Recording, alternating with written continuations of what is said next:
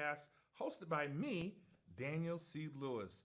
And I'm so happy to see everybody back. Make sure if you like the content today, make sure you like, you subscribe, and if you're in any notary groups, please feel free to share this podcast with your notary group in your notary groups.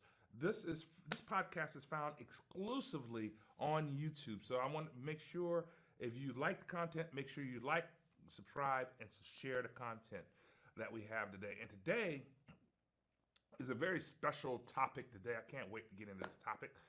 It's a very, very special topic. I attend a lot of notary meetups, professional conferences, and just business networking events. And when it comes to notaries, this is a topic that always comes up. And the topic today is, what do you have if you're a traditional notary and you go out and do assignments at people's homes? What do you carry in your notary bag? What items should you have in your notary bags? So I'm going to mention some items that I carry definitely in my notary bag. I've been doing this since 2003, so 21 years now. So I want to just mention some of the things if you're just starting, or even if you're a seasoned notary. Hopefully this will be beneficial for you, so that you can kind of spur you and give you some ideas of what you should have. Now, if you're brand new and you're doing notary work, you want to either do be a loan signing agent or a just mobile notary. What you should have in your notary bag is a couple of things. So let's peel this back a little bit. First of all, let's talk about the bag itself. When I started back in 2003, I knew that I needed to have a notary, some type of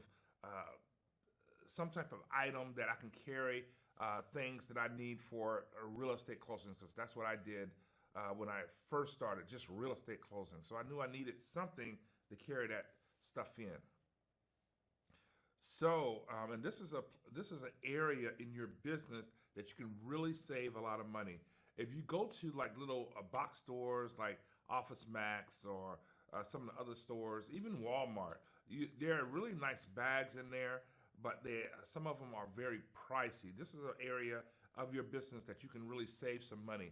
When I first started, I went to basic Goodwill and looked for slightly used bags, or a secondhand store to look for slightly used bags. And I found some really good, high quality bags that I found in the Goodwill or secondhand stores, that when I went to the box stores, the big box stores, those same bags was $150, $200, but I found them for just $2 to $5. And when you're looking for a notary bag, it should have multiple pockets. It should have an area where you can slip in 8 by 14 documents. So you want to have a bag that you can put 8 by 14 paper in there, and maybe even multiple closing documents in your bag. Be able to do that. So that's what you want to look for, a bag that you can have that amount of room, also with multiple pockets for other things, other items I'm going to mention in your notary bag. So that's the first thing. And you can save a lot of money by going to a secondhand store, slightly used bags that are very high quality. Right now, I have as a professional notary, and you can build up, I have a nice Italian bag that locks, and you got to make sure the bag that you get has zippers where you can close it up, or even better yet, have locks on the bag. So that's where you want to start, having a nice professional bag for your notary items.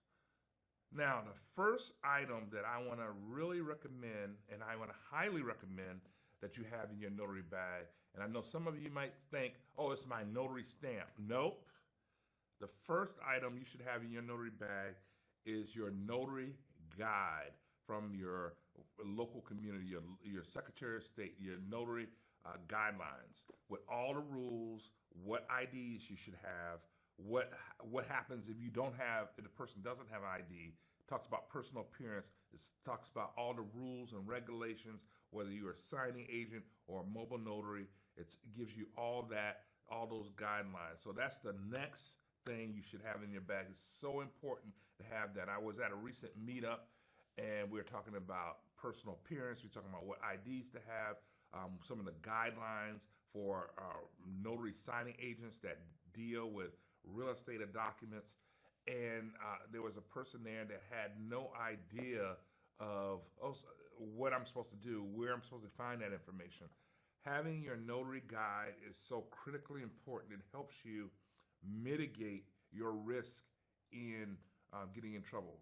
Having it in your bag and first of all, reading through it and having that as a foundation is so critically important, because you may be in a closing with maybe even an attorney, or you may be in a closing in a title company's office or in a real estate office, and there's a challenge to how you are conducting that closing.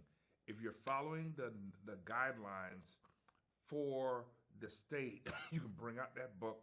You're not getting in any type of back and forth with whoever it is, whether it's an attorney, title company, real estate agent. Say, hey, this is what's in the guidelines set by usually the Secretary of State. So having your notary guide, your notary that really maps out the guidelines on what the ID you need, how to handle different situations. You definitely need that, because I've been teaching myself title producers classes for notaries in our state. You have to have a title producer's license in order to conduct real estate assignments.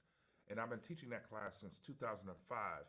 And in that class, I make a promise to my students that if they get a summons during the process of notarizing a document where they have to go to court and defend their process, I will go to court with them, not as an attorney. I'm not an attorney, but as an advocate to go to court with them. And I've seen a lot of things, and one of the biggest issues that people have when they go to court, they don't follow the notary guidelines set by the Secretary of State in their state, or whoever sets their guidelines and the statutes for notaries. So you want to have that notary guideline book. I know I've been harping on this for the last couple of minutes, but it's so important to have that guideline book so that you be able to refer to it if you have any type of situation during a notarization. So first the bag, then the guideline book. Next thing, of course, your notary seal or stamp. When you have your notary seal or stamp, I would recommend, when you have a notary seal or stamp, you have at least two, one bigger, one smaller, making sure you understand what the stamp guidelines are in your state from your notary guide. Make sure, because some spaces, when you're notarizing, whether it's real estate documents or you're a mobile notary, some spaces are smaller. Some spaces will allow you to put a big stamp on there, but have at least two notary stamps on there. One is big, one small, so that you can have, so you look professional. If you have to have it in a smaller space, you have a stamp for that, and in a bigger space, you have a stamp for that. Now, I would also recommend you have an extra stamp somewhere, not in the bag, but somewhere else, so that if you ever have any problems with your notary stamp, you would have an extra one somewhere else, locked up in a safe somewhere in your home or your office. And as far as notary stamps, you can get some good quality notary stamps with the National Notary Association. We also sell good quality stamps, notary stamps on our website, lewistraining.online. You can get good quality notary stamps there. The next thing I would recommend that you have in your notary bag, ID, maybe a ID card, a lanyard with your ID card, and keep that ID card in there. Not giving, some notaries go around, and if the signer say, well, I want to verify you are who you are, and they bring out their driver's license. I don't recommend that, because that have your personal information, where you live and such. You can order little ID cards for yourself that says you're a public notary. You can have your notary commission number on that ID card and show that to them with a headshot of you saying that this is me, I'm a notary, this is a professional card. You can see that and not have your personal information. So that's another item that I would recommend that you have in your notary bag, some type of ID card that says, I am a professional notary. Here's my headshot. Here's my commission number, and that's usually enough to suffice for it. And you can order that from any type of promotional store or anything like that. So having an ID badge that says you're a notary, that saves you some time, because every now and then you do run into people that will say, hey, I need to verify you are the person I'm supposed to see. The next thing is having pens, black and blue pens. You definitely want to have black and blue pens in there. And this is just one of the things that is like a secret weapon for me. My pens, which I have here, it has my name of my company, my website, and my contact phone number. So people will have that. And this is what I do. Whenever I go out, and you can order these pens anywhere from any promotional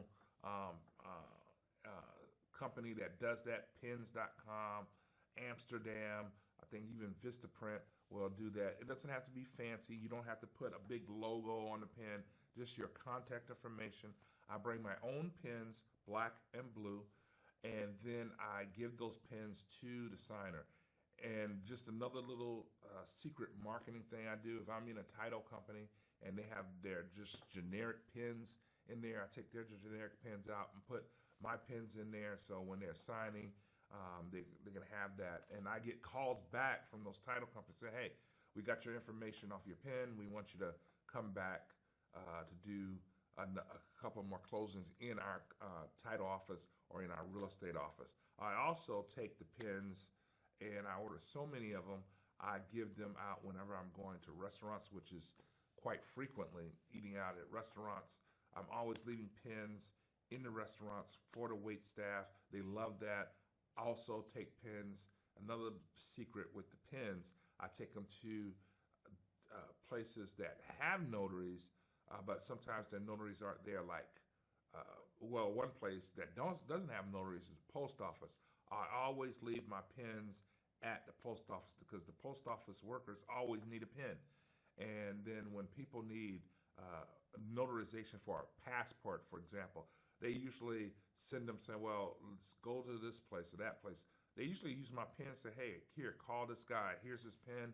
Call this guy. He'll come and notarize your passport documents for you. So having these pens have been a great blessing, a great secret weapon for me, and it's really good. You need to have these pens in your notary bag, black and blue, preferably ordering them because it makes you look more professional having these pens. These pens are the best marketing tool, better than social media for me.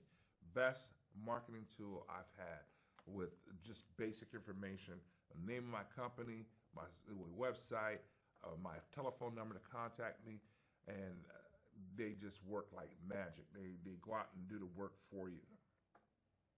So pens, black and blue. I would also recommend, the next thing I would recommend, and some people use loose certificates. They have a couple of loose certificates, jurat certificates. They have loose certificates of acknowledgement. My experience working and doing a lot of apostille work would be to have, instead of the loose certificates, have a jurat stamp or an acknowledgement stamp. Mostly in my area, I use a jurat stamp.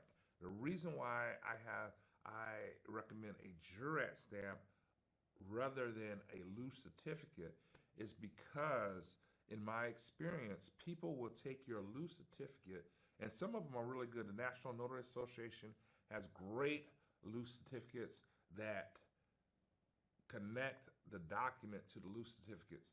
Some of them are not so great. The reason why I use the stamp is because when I do apostilles, if you use a loose certificate here in our state, and the Secretary of State puts the apostille certificate on top, they put it on top of the loose certificate, not the actual document that they need notarized. So, and the problem with that is when they send them to the embassy or the other countries sometimes reject it because it says, well, you're certifying the loose certificate, not the actual document. So what I use is a notary stamp, a jurat stamp or acknowledgement stamp. I would recommend you get a jurat stamp or acknowledgement stamp so that you can stamp the document directly, and when they do the apostille, it goes right on the document itself, if that makes sense. And using a jurat stamp or acknowledgement stamp, if you're a mobile notary, you're gonna use that over and over. I use mine about 5 or 6 times a week. So I would highly recommend getting the stamp versus the certificate. Hopefully I'm explaining that right. So the stamp versus the certificate. And in some states, and this is the next thing I want to mention, in some states, this is required whenever, if you're a mobile notary and you're out in the public, you should have a fee schedule. You should have a fee schedule that tells the signer how much you usually charge. It's a fee schedule. It's going to just be a sheet of paper on your website. You should have that on your website. But if you're out about doing mobile notary work, you should have a fee schedule that the public can see and know how much you're going to charge. So yeah, should have that. Next thing that you definitely should have in your notary bag, phone charger. You should have that in your car, automobile, as well as in your bag. You should have and I would recommend having a phone charger in your car, at your home, a different one at your home, and another one in your bag, just in case. This is an item that you definitely need because you're going to use your phone over and over again. Some assignments require you to take pictures from an app on your phone. Some assignments require you to just use your phone to find where the assignment location is. So you want your phone to be charged up all the time because that phone is so valuable to you as a mobile notary. So having a phone charger, separate phone charger in your car, a separate phone charger at your house or office, and a separate phone charger in your notary bag. This is important. A lot of people say, well, hey, I'm just going to get one phone charger. I'm just going to take it here and there. I would highly recommend that you have those phone chargers at those different locations. It saves you so much time, energy, and effort. Having those phone chargers and keeping that phone charged up, that's another great thing to have in your bag. Next thing to have in your bag, sometimes especially if you're out doing mobile notary work, or even if you're doing real estate, which is not in a real estate office or attorney's office or a real estate or title company's office, having a clipboard so that you're signing, because I can't tell you how many assignments I've done, whether it's real estate or just field inspections or I-9s or procurement documents or wills, living wills, healthcare power of attorneys, where there's no place to sign. A person wants to come outside and do the signing outside, or we're doing it in a hospital room or a nursing home, or we're doing an assignment just on the side of the road. Having a clipboard, because I don't really like writing on my car because that can leave scratches on your car. Having a couple of clipboards in your notary bag that people can just see it, sign it, and move on. That's very critical to have. Also, something that I don't have on my list here, but I do carry around with me and this is another place, another area you can save some money. Go to the dollar store, buy a couple of coloring books. If the person has children, buy coloring books and they have a little crayon box. Give the kids a coloring book, crayon while you're doing the notary assignment. That helps me a great deal. That's something that I've done over the years, and that has been a great help to me. Another thing that you should have in your notary bag that's been pretty good for me and I don't use them as much now because I use my pens, is business cards. If you want to have some business cards in your bag, some people still like to get the feel of business cards. Some people even like electronic business cards. But if you have a few business cards, people love that. Because some people, I've seen people take my business card, take a picture of it, and it automatically uploads to their phone in their contacts. So having some business cards that outline exactly what you do would be a great asset in your notary bag. Having business cards. Something I almost didn't mention. Another thing to have in your notary bag: clips, big paper clips, big clip-on for those big documents that you have, those big documents, packages that you have. Having some clips, big ones, small paper clips. Sometimes people even have staples. I don't use staples as much. I don't really like, for my preference, I don't like using staples and stapling documents and sending them to the title company because they have to take the staples out anyway. I use big clips and paper clips to put my documents in and keep those documents covered. So I use clips. Make sure you have a couple of those clips in there. And some other people use, besides the clips, they bring in these little tags and they put them on the documents to say where people signing. That helps people to prep your documents before you get to an assignment, and they put these little seals, these little descriptions that says sign here, these little tags that says sign here. Especially if you're new, this can be a big help to you in having that in your notary bag and prepping your documents before you sign. Oh, I almost forgot. Another big thing that you should have in your notary bag is a notary journal. You definitely want a notary journal. Like I said, I go to court with people that have had a summons given to them about a notarization they've done. Going to court, the first thing, whether it's required or by law in your state, or if it's not, notary journals are not required in the state of Indiana, where I'm at. But whenever I'm going to court, the first thing they want to see is the notary journal because it's part of best practices, what they consider as best practices for notaries. Having a notary journal saves you so much time if you get a summons, or if you have to go to court, or someone's questioning the notarization. Having that notary journal is so important because it's a legal document that you're notarizing. This is part of the legal process of transferring this asset to that asset.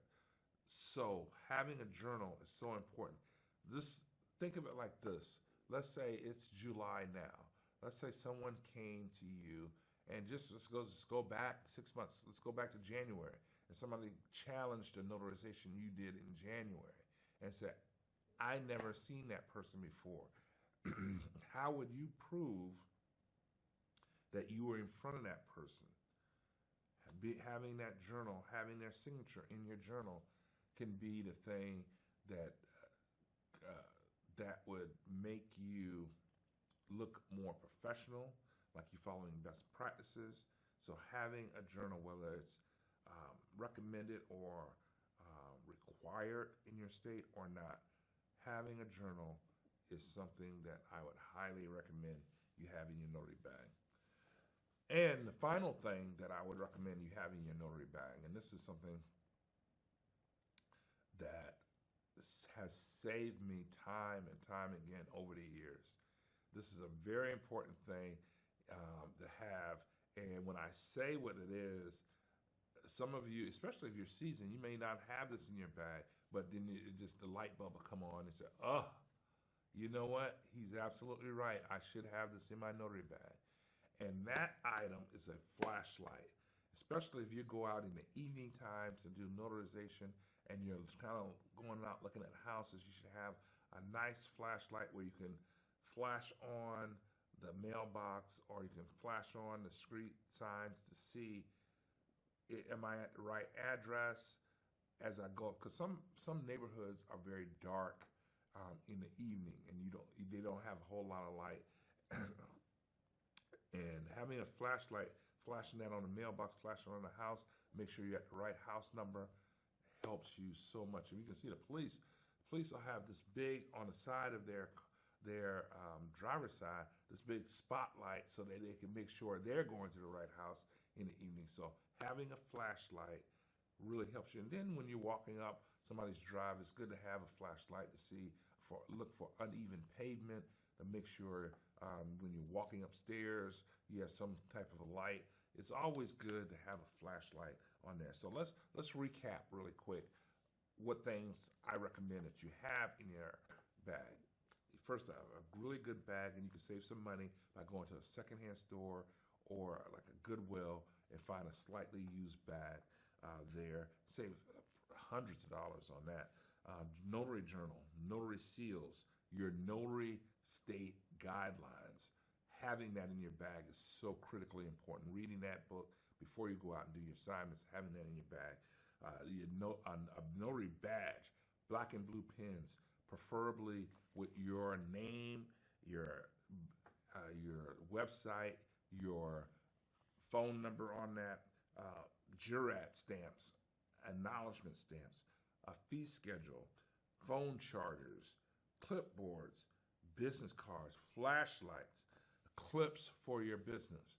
Now, these are just some of the things you should have in your bag. Oh, one other thing that I have, personal item that I have in my bag that I need, and I didn't, when I started my business, I didn't have this, but I started putting these in there because some homes, some offices, people wear different perfumes, some food that being prepared in the home, it sends off, for me, it works on my nasal cavity. So sometimes I have throat lozenges, cough suppressants, because if you're in a closing and you're having to cough and sneeze because of a certain smell or a certain odor or certain perfumes that trigger that, it's always good to have like throat lozenges or even gum or something of that sort to help you get through that experience. Or even people bringing their cats and their pets that sometimes make you sneeze and cough. It's always good to have those suppressants to help you with getting through that experience. So I want to recommend that. If you have anything that I haven't said that you say, hey, you know what, Daniel, this is another good thing for them to have in their bag, I want to highly recommend that you put that in the comments below and share your thoughts. Is this a good list? Is there some more items that need to be on this list? I want to hear from you to see if I'm missing something on this list that you think would be a great thing for others to know about, to have in their notary bag. So if you like this podcast, make sure you like, share, and subscribe. Make sure you put in the comments what you think about this podcast, good, bad, or indifferent. I want to hear from you. So thank you again for joining me on this podcast. Can't wait to see you next week. Got another great podcast coming to you next week. See you soon.